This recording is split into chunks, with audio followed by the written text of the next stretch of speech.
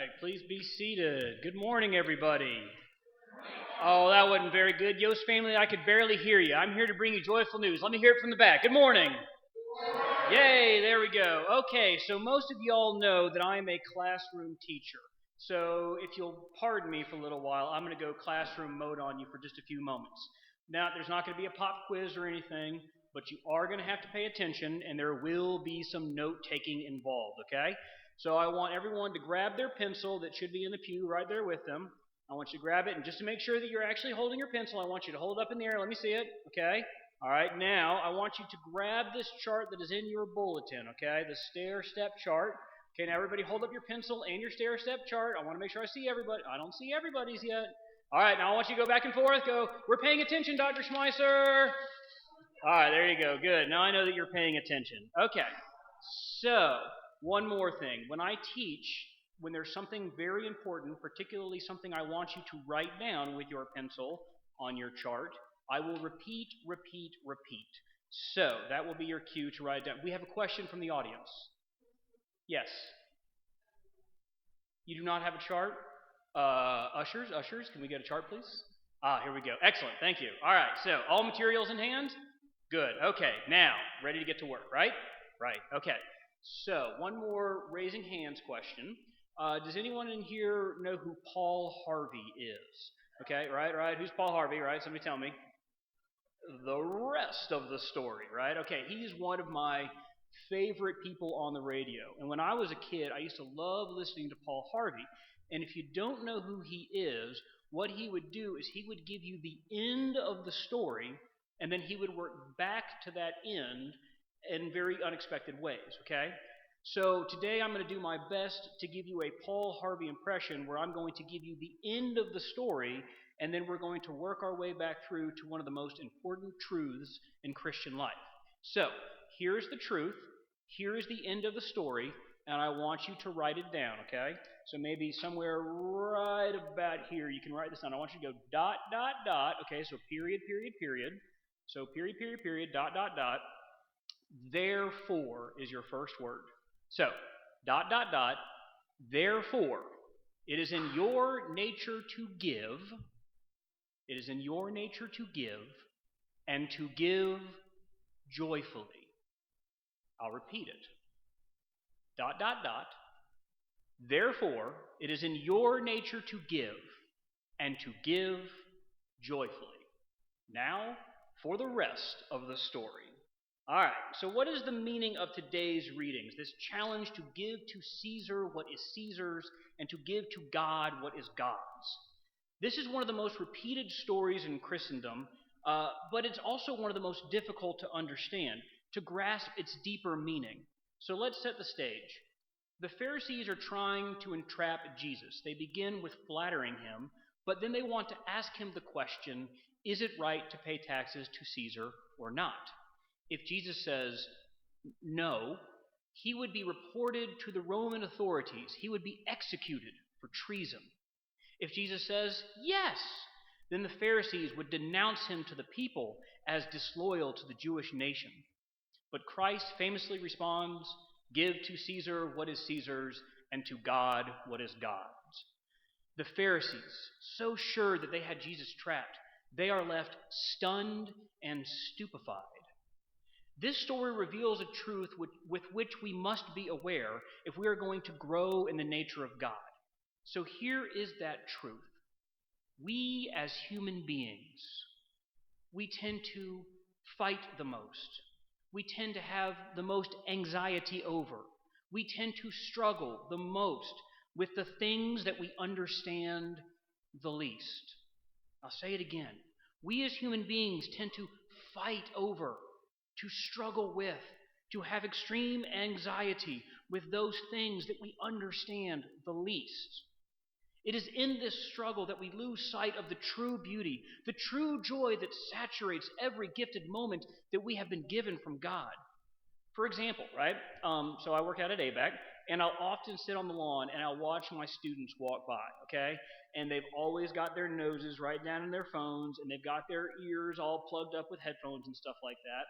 They're so engrossed, so unaware of their situation. It is so limited, I have literally, and I am not joking here, I have seen them walk directly into light poles, okay? And like those Pharisees, they're left stunned and stupefied. So give to Caesar what is Caesar's and to God what is God's. And I want you to write this down. What is the deeper meaning here? The deeper meaning is about learning to cultivate awareness. Learning to cultivate awareness. Awareness of what? Awareness of what the world actually is. To be aware of how amazing and profound it actually is. Christ is challenging us here in this moment to clarify our assumptions and to experience the gifts that are given from God, but to experience them without reservation or assumption. And the best part is, the truth is, it's actually really, really easy to do. You want to learn how to do it? Everyone say, yeah, we want to learn. Okay, all right. So, today, for the rest of the day, here's what I want you to do. And this can be, if you actually do it, trust me, it can be a very eye-opening experience. For the rest of the day, I want you to simply notice something very simple. The thing I want you to notice is the color blue. Blue shirt, blue dress, the blue in the paintings, the blue in the sky. I mean, take a look back at the stained glass. I noticed that this morning. I've never really paid attention to that stained glass before, how blue and beautiful it is. Right up front, blue eyes. Right? It's amazing the things that you notice when you actually pay attention. If you do this, if you actively seek awareness of the color blue, I promise you, you will see more blue today than you ever imagined. The experience, I guarantee it, will be delightful. It will be vivid. Most importantly, this act of awareness, it is empowering. So, what is the deeper truth revealed to us in God's challenge to give to God what is God's? All right, now, before I give you that, again, I want you to write this down, and I want you to write it just above where you wrote ... Therefore it is in your nature to give and to give joyfully, okay? So, here is the rest of the story. God created us in His nature, and His nature is to give. I'll say it again. God created us in His nature, and His nature is to give. So what is the full lesson of the Gospels today? Here it is. God created us in His nature, and His nature is to give. Therefore, it is in your nature to give and to give joyfully. This essential truth about the nature of God and the nature of the Christian experience is revealed in everything from creation to crucifixion, but it isn't even the big things where we can see this. If you pay attention, if you are aware of giving to God what is God's, you can see the truth of joyful giving shine forth in every little moment. I'll give you an example, right? We consider this church our second home in my family. So much so that my son Luke, one day he walked over from Godly Play and he couldn't find Shelley in the pews, and he just, in the middle of the service, he just walks right down the aisle, walks right over to the altar, walks right up to Reverend Ellen, tugs her on the robe and says, "Do you know where my mama is?" Right? And, and everyone's like, "Oh, she's right back there, Luke." And he's like, "Okay," right? That's great. That's amazing. He's that comfortable. I say again, this is like our family. We have an old car. It's something that a lot of us have. You know what? I have a Christian brother in Chris Grimes that I can trust with confidence to take my vehicle to. I'm confident in my finances. Why? Because I have a church friend in David Hilliard that I know that I can go to. When Abigail has a fever, I know that I can call Troy Spicer on his cell phone in the middle of the night, and he is going to answer me. In this family, right, for those of you who know Judge McCorvey, I can go talk to him about politics, and I can be assured that he's going to go on and on and on. But I'm going to learn something, and it's going to be a great experience. So, notice this joy. Be aware of this blessing. Give yourself your time, your talent, and yes, your treasure to its fullest measure. Now, understand this, okay? Here's another truth for you. Everything that we give in our joy is enough. I'll say it again because it's very important. Everything that we give in our joy is enough. However, if we are going to make one of the most important decisions in our spiritual journey, that is our decision of what we are going to give in our joy, it would behoove us to actually know where it is we actually are so that we can better know where it is that we want to go. Otherwise, we have a really good chance of walking ourselves into a light pole and being left like my students and those Pharisees, stunned and stupefied. This act of awareness is the essential step in the experience of our individually joyful, our individually empowered act of worshipful giving. Okay, Dr. Schmeisser, you asked, then how do we do it? Well, I'm glad you asked. All right, so it's really not all that much more difficult than noticing the color blue. You've seen signs all over campus that say Consecration Sunday is coming, right? It'll be 2 Sundays from today. And each of us over these 2 Sundays, especially after I give you some of the information that we're going to fill out on this chart here, I guarantee you many of you are going to be asking the question, what percentage of my income is God calling me to give? Now, I'll be very honest, that's a hard question for me to ask. It's a hard question for me to ask. It's not something, frankly, I feel comfortable with, right?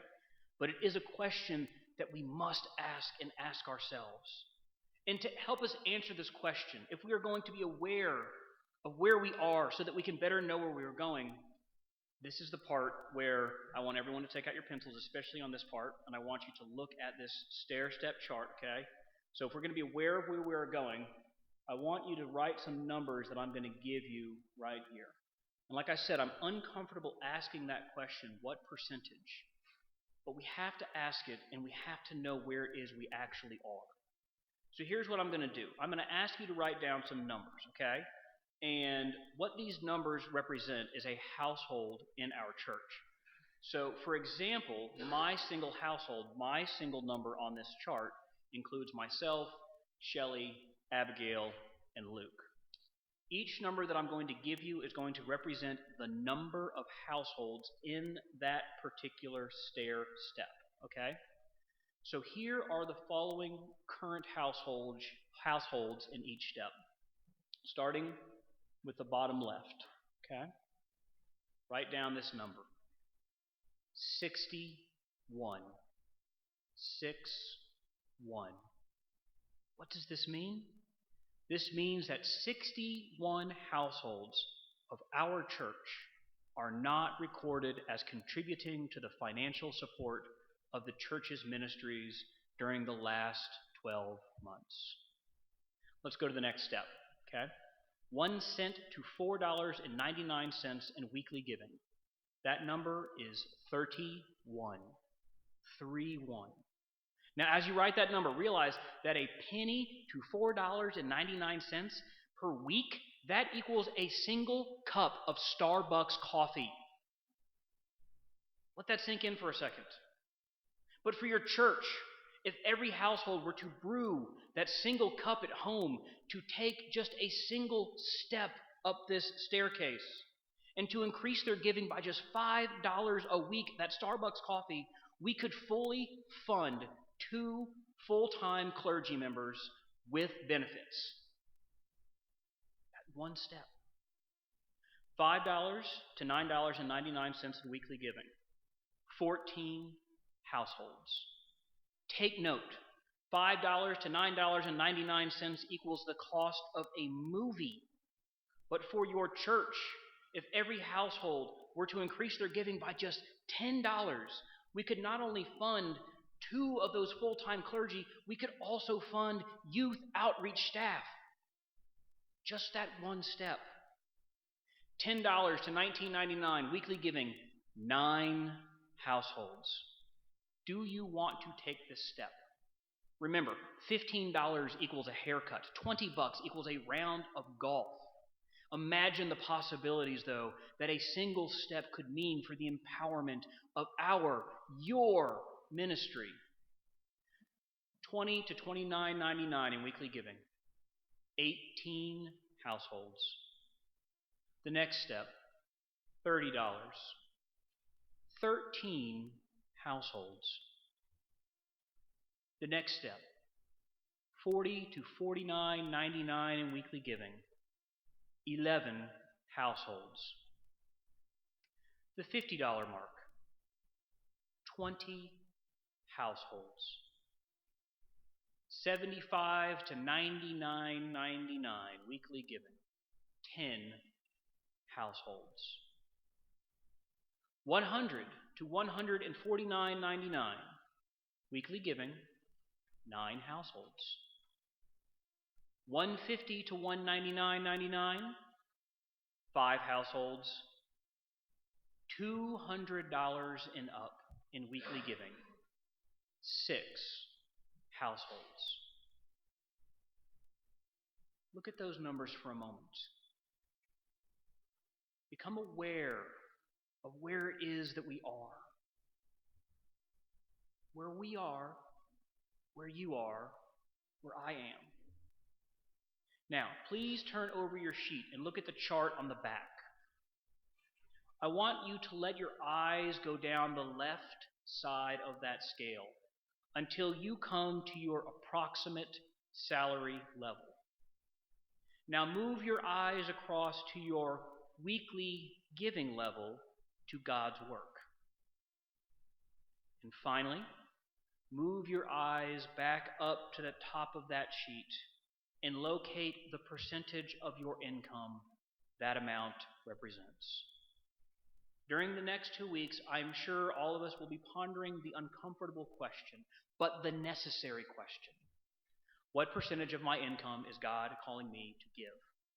I promise you full attention to this question and complete awareness of this spiritual growth-oriented process. It will enrich your biblical understanding of Christian stewardship, but more importantly, it will help you joyfully fulfill your need as a giver to give and to grow in your personal spiritual development. Now, this act of joyful giving deserves to be celebrated, and we are going to celebrate it. This is the cue for the ushers. I will now ask the ushers to come forward, and they're going to distribute to you some cards. These are the Consecration Sunday reservation cards. Now, on that day, 2 weeks from today, we are going to rejoice with a celebration luncheon. It's a very special occasion. It's going to be catered dining. It requires, therefore, reservations. And the best part is we had a donor from the church. So for our members, it is absolutely free to come to that wonderful dining experience in 2 weeks. The food's going to be fantastic. The Stewardship Committee hopes that everyone is going to be there. So as the ushers are passing that out, Stan, here is your cue. Stan is going to play some instrumental music, and I'm going to give each of you a few moments to look over that reservation card and to complete it. The ushers will then come back and pick these cards up from you. And to be sure that no one is left out, we will make home visits to the people from whom we do not receive a luncheon reservation card. So please. Yeah. So please, help us by completing your card now.